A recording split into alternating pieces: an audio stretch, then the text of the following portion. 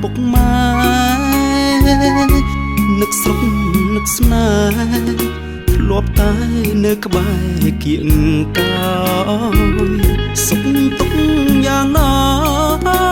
សង្សារសំណុកបងអើយ2 ឆ្នាំមកហើយអូនអើយបងឃ្លាតពីថ្ងៃនឹកដល់ថ្ងៃបែកអូនស្រែកផ្ដាំបងគ្រប់មាត់បងសែនរន្ធត់អាណិត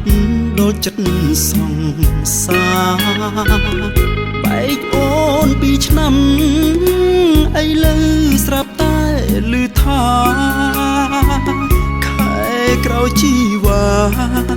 រៀបការចោលរូបបងហើយធ្វើមិនដេញទៅបងជាពលករស្នេហ៍ស្មុគមិនល្អដូចគេមានឡានវិឡាតែបងនៅស្ដាយពាក្យពេចធ្លាប់សន្យាតែទោះយ៉ាងណាសូមជូនបងពីចំងាយសូមកុំបារម្ភមុំអើយរៀបការចុះអូនចេញមើលថែខ្លួនហើយស្រឡាញ់គ្នាឲ្យបានសុខពលករស្រុកគេមានតែទឹកភ្នែកចងដៃ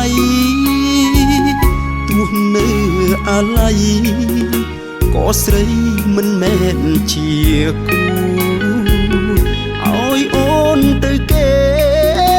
ទាំងទឹកភ្នែកកំពុងហូរពលករបងស៊ូខូចចិត្តជូនពោពីនាយ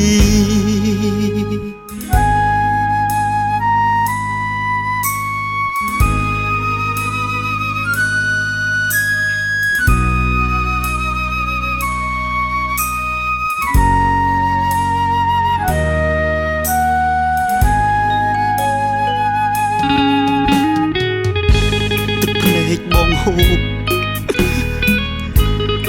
សូមជូនពរស្រីពីចម្ងាយបង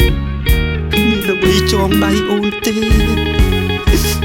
ពលករស្រុកគេមានតែទឹកភ្នែកចងដៃ